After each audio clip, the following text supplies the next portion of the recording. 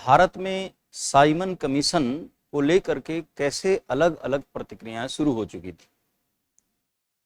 देखिए, जहां एक और भारत में एक बहुत बड़ा वर्ग था जो इस साइमन कमीशन का लगातार विरोध कर रहा था, जैसे कि इंडियन नेशनल कांग्रेस थी, इवन कि उस समय की और भी बहुत सारी राजनीतिक पार्टियां थी, जैसे हिंदू महासभा है, या फिर सामान्य लोगों की बात करें तो वो भी इसके अगेंस्ट में थी। वहीं दूसरी ओर भारत के कुछ ऐसे भी लोग थे जो इस साइमन कमीशन का स्वागत कर रहे थे। व्यक्तिगत स्तर पर देखा जाए तो इसमें डॉक्टर अंबेडकर जी थे। फिर पार्टीज के दृष्टिकोण से देखा जाए तो इसमें जस्टिस पार्टी, सिकंदर हयात खां की जो यूनियनिस्ट पार्टी है वो भी इसमें ऑलरेडी शामिल थी। और इतना ही नहीं, भारत के जो जमींदार, पूंजीपति और कुछ रजवाड़े थे वो भी स्वागत कर रहे थे। दोस्तों, इस मुद्दे पर जो मुस्लिम लीग है वो दो भागों में बंट गई। मुस्लिम लीग का एक वर्ग था जो मोहम्मद अली जिन्ना के नेतृत्व में था, और वहीं दूसरा एक वर्ग था जो मोहम्मद शफी के नेतृत्व में था। मोहम्मद अली जिन्ना कहते थे कि देखिए, इस मुद्दे पर तो हम कांग्रेस के फेवर में रहेंगे, यानी हम साइमन कमीशन का विरोध करेंगे। लेकिन वहीं पर जो मोहम्मद शफी थे उनका कहना था कि इस मुद्दे पर हम किसी भी स्तर पर कांग्रेस के साथ तो नहीं जाएंगे। अब देखिए जरा, एक तरफ कल आपने पढ़ा था कि सड़कों पर कैसे मूवमेंट्स हो रहे हैं, जगह जगह साइमन गो बैक के नारे दिए जा रहे हैं, काले झंडे दिखाए जा रहे हैं। खलीक कुज्जमा ने दीवारों पर और गुब्बारों पर साइमन गो बैक लिखा था। तो एक ऐसे भी अजीबोगरीब किस्म के प्रयोग हो रहे हैं। लेकिन वहीं दूसरी तरफ अगर हम देखें तो जहां भारत के सड़कों पर, भारत के गलियारों में विरोध इस प्रकार से चल रहा है, वहीं दूसरी ओर अगर देखा जाए तो संवैधानिक तरीके से भी विरोध की प्रक्रिया तेज हो चुकी थी। ये कहानी कैसे है, तो जरा आइए समझा जाए। देखिए, जब साइमन कमीशन भारत नहीं आया था, आप स्वयं देख सकते हैं कि साइमन कमीशन का अनाउंसमेंट तो नवंबर 1927 में हो गया था, लेकिन पहली बार जब साइमन कमीशन आया तो ये फरवरी 1928 में आया था। इसके बाद फिर आया, मतलब फिर भारत से चला गया, फिर वापस आया, तो 1929 में सेकंड अराइवल हुआ। बाद में 1930 में इन्होंने अपनी रिपोर्ट पब्लिश किया। लेकिन इस रिपोर्ट के पहले क्या क्या हो रहा है संवैधानिक रूप से, जरा ये अब इसको समझते हैं। देखिए, जब भारतीय लोग विरोध कर रहे थे तो उस समय ये जो व्यक्ति आप देख रहे हैं, ये है स्टेट सेक्रेटरी ऑफ इंडिया, यानी तत्कालीन भारत राज्य सचिव, जिसका ओरिजिनल नाम था F.E. स्मिथ। किताबों में इसे जनरली अर्ल ऑफ बर्केनहेड के नाम से संबोधित किया जाता है। तो ये उस समय का भारत राज्य सचिव। भारत में जब साइमन कमीशन का पहला आगमन नहीं हुआ था, उसके पहले ही लॉर्ड बर्केनहेड ने भारतीयों के समक्ष एक चुनौती प्रस्तुत कर दिया कि देखो, ठीक है, आप विरोध तो कर रहे हो, विरोध करो, लेकिन मैं आप सभी लोगों को चुनौती देता हूं कि आप लोग भारतीय संविधान का जो ड्राफ्ट है, प्रारूप है, वो नहीं बना सकते हो, और आपको चुनौती है कि आप बना करके दिखा दो। अब ये तो पूरे भारतीयों के लिए एक चुनौती का विषय था। तो ये हुआ कि भाई, अब इस चुनौती को हम स्वीकार करते हैं और हर हाल में हम जल्दी से जल्दी भारतीय संविधान के लिए एक ड्राफ्ट बना करके आपको देते हैं। अब ऐसी स्थिति में पहली बार दिल्ली में सर्वदलीय बैठक बुलाई गई, जिसमें उस समय की जितनी संस्थाएं थीं, 29 संस्थाओं ने इसमें पार्टिसिपेट किया। दोस्तों, दिल्ली में फरवरी 1928 की कहानी है ये, कि फरवरी 1928 में एक सर्वदलीय बैठक बुलाई गई। कहां पर? दिल्ली में बुलाई। यहां पर कुछ सामान्य बातें हुई। फिर डिसाइड यह किया गया कि हम लोग एक काम करते हैं, हम कुछ दिनों बाद फिर से मिलते हैं। तो अगली जो मीटिंग हुई वो मई 1928 में हुई। मई 1928 की जो मीटिंग हुई, ये दोस्तों बंबई में हो रही। बंबई में होने वाली इस मीटिंग में जो व्यक्ति अध्यक्षता कर रहे थे, उनका नाम था डॉक्टर अंसारी। क्या नाम था? डॉक्टर अंसारी नाम था। तो डॉक्टर अंसारी की अध्यक्षता में फिर से एक बार तमाम दल इकट्ठा हुए और इसी दल में ये डिसाइड किया गया कि भारत के लिए एक संवैधानिक स्वरूप की रूपरेखा तैयार की जाएगी और इसमें जितनी भी उस समय की महत्वपूर्ण राजनीतिक पार्टियां हैं उनके सदस्य शामिल होंगे। अब मुद्दा यह है कि भाई अध्यक्ष किसको बनाया जाए। तो अध्यक्ष पद के लिए जरूरी यह था कि ऐसा व्यक्ति बनाया जाए जो एक तरफ से कानून का भी जानकार हो और दूसरी तरफ संवैधानिक जो प्रक्रियाएं हैं उनका भी जानकार हो। मतलब सीधा सा है कि जो विधानसभाओं में प्रवेश कर चुका हो, यानी उनका व्यवहारिक ज्ञान।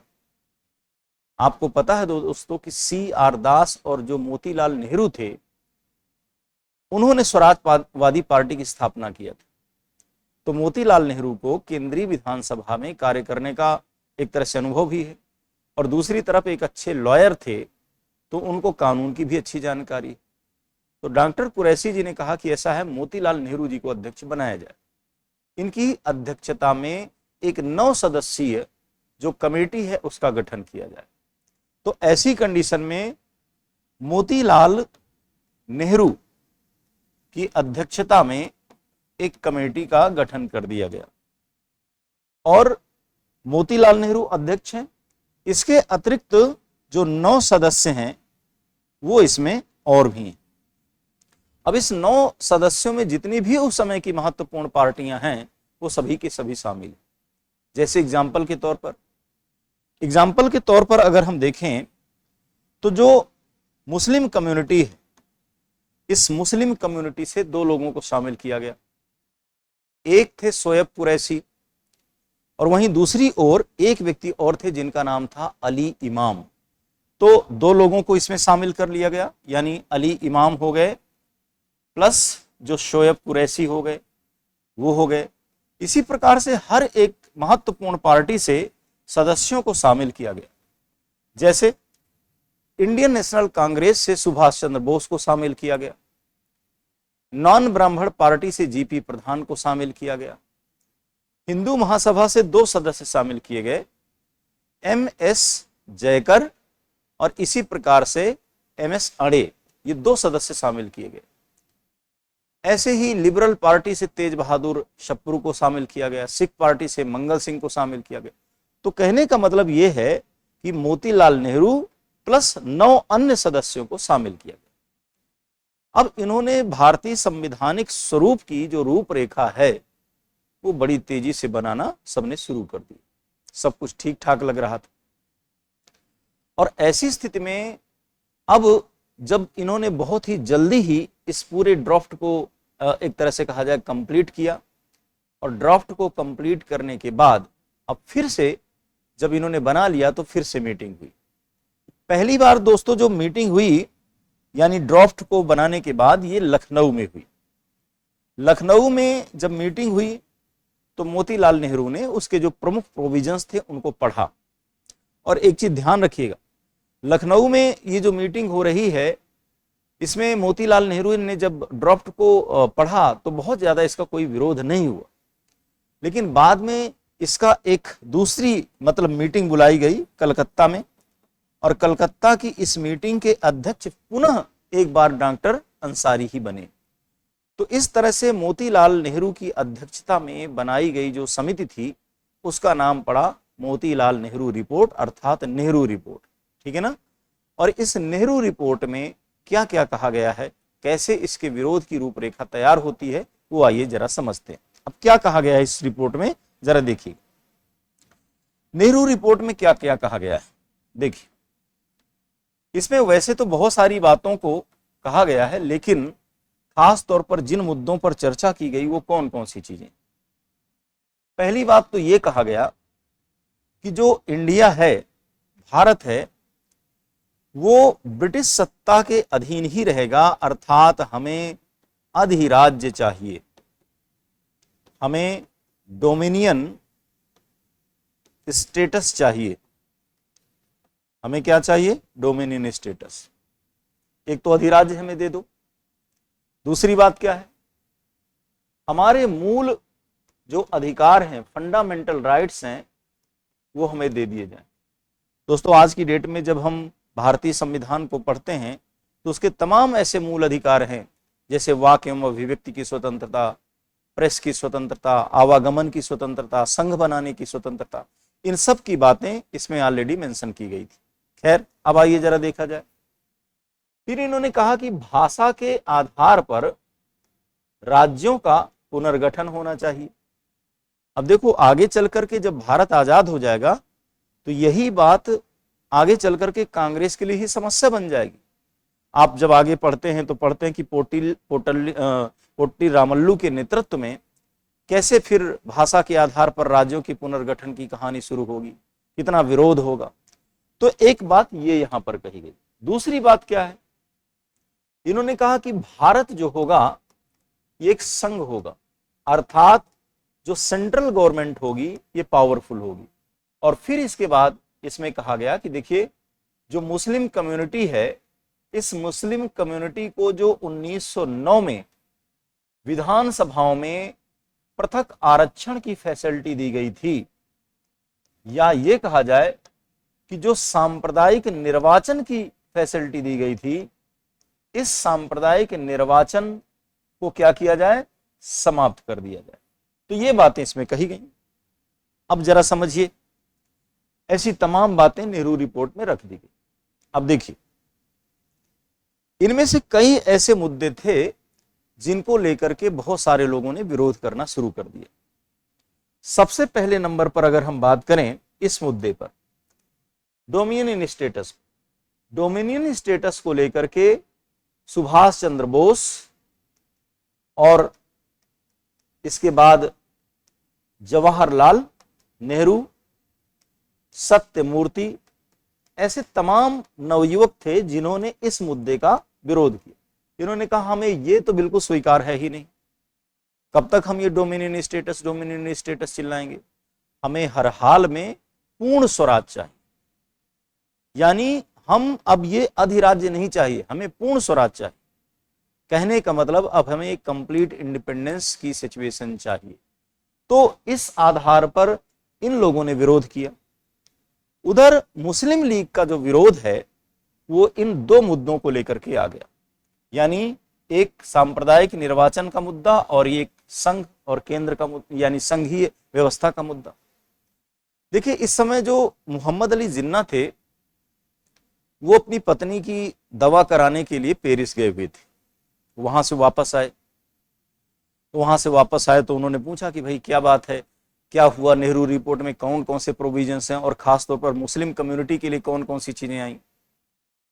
तो मोहम्मद सफ़ी, जिन्होंने साइमन कमीशन के संदर्भ में कांग्रेस की नीतियों का विरोध किया था, या ये कहें कि उनका समर्थन नहीं किया था, वो संयोग से बैठे हुए हैं। तो उन्होंने कहा कि जाकर के आप स्वयं पढ़ लो, देख लो क्या क्या चीजें लिखी हुई। मोहम्मद अली जिन्ना ने पढ़ा। जब पढ़ा तो उसमें मुस्लिम कम्युनिटी के संदर्भ में ये दो बातें मोहम्मद अली जिन्ना को एक तरह से कहा जाए नागवार गुजरी। तो अब वो मोतीलाल नेहरू के पास गए। मोतीलाल नेहरू जी से कहा कि देखिए नेहरू जी, आप ये जो दो बातें हैं इनको सही कर दीजिए।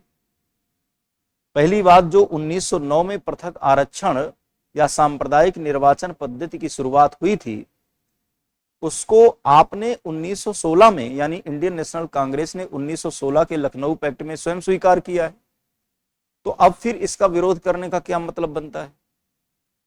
मोतीलाल नेहरू ने कहा कि देखिए जिन्ना जी, ये जो आरक्षण है वास्तव में ये मुसलमानों के सामाजिक उत्थान के संदर्भ में नहीं है, वास्तव में ये भारत में डिवाइड एंड रूल पॉलिसी का प्रतिनिधित्व करता है। मुसलमानों के राजनीतिक उत्थान के हम भी समर्थक हैं, लेकिन जो तरीका अंग्रेजों ने बनाया है वो नहीं।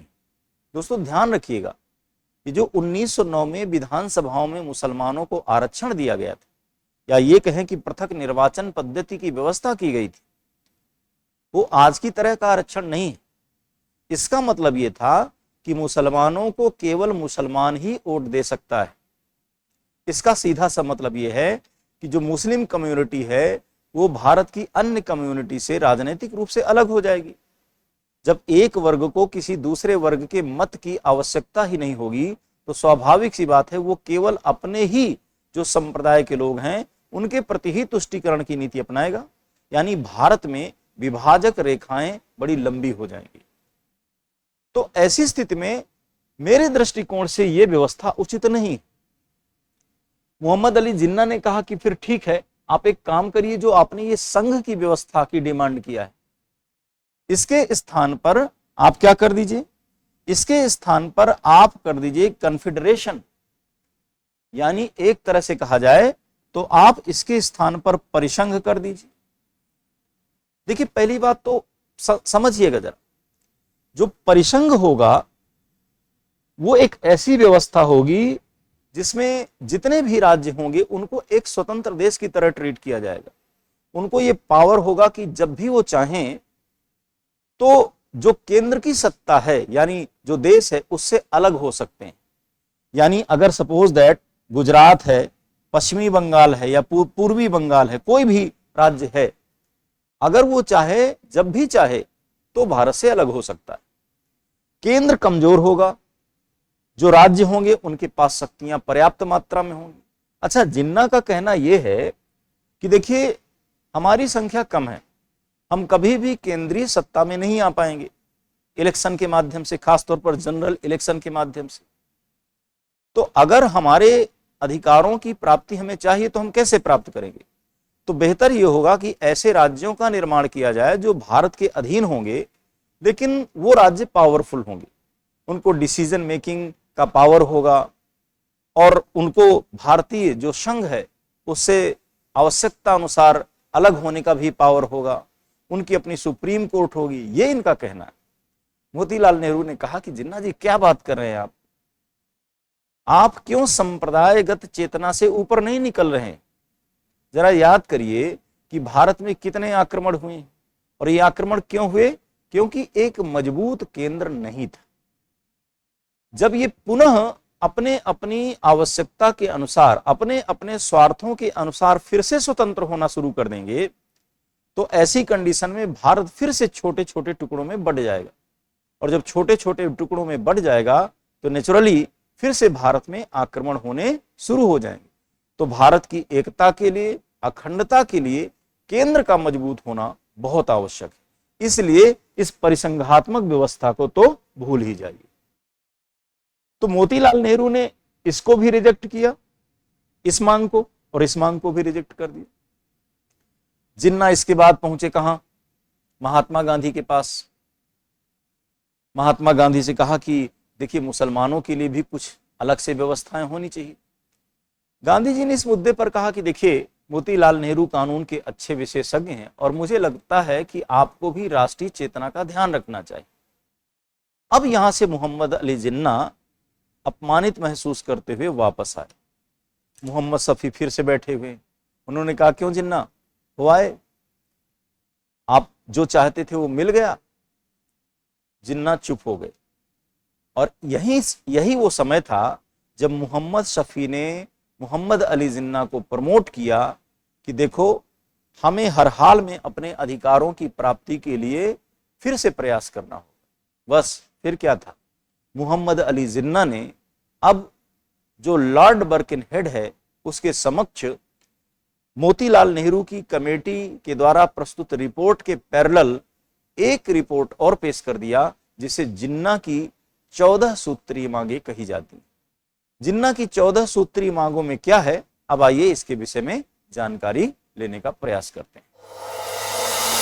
अब एग्जाम की तैयारी को और बेहतर करने के लिए हमारे चैनल को लाइक, शेयर और सब्सक्राइब करना ना भूलें।